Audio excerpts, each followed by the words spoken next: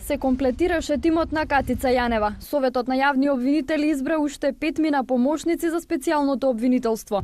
Јанева денеска доставила предлог со 5 имиња од првичните 7 кои советот одби да ги избере на претходната седница. Овој пат едногласно биле изгласани сите, а главниот аргумент пред кој советот попуштил било образложението дека се зголемува обемот и бројот на предмети на кои специјалната обвинителка ќе работи. Во овој предлог има наведено дека ќе се сослушуваат или ќе се испитуваат многу повеќе лица од она што јас како првично сознание го имам, а тоа е дека 27 предмети формирани има во ОЈО Скопје и 1 предмет има во обвинителството за организиран. Тие се 28.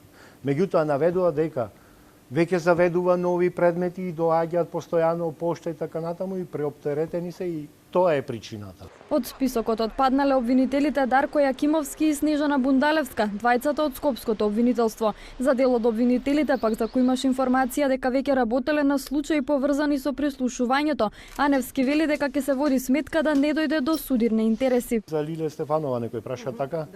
Да. Сега, за неа се разјаснаа околностите.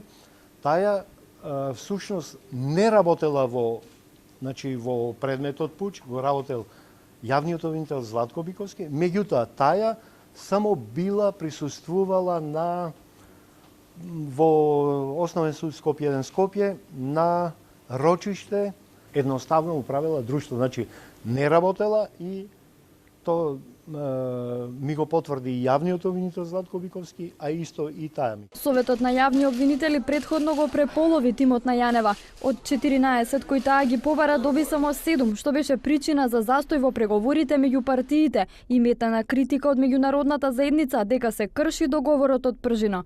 Јанева досега требаше да почне со работа, но специјалното обвинителство дури вчера доби простории за работа во објектот на Агенцијата за млади и спорт, откако претходно беше одобрен и буџетот. За утре предпладне е закажана седница на која сите 12 обвинители се очекува да положат и свечена заклетва.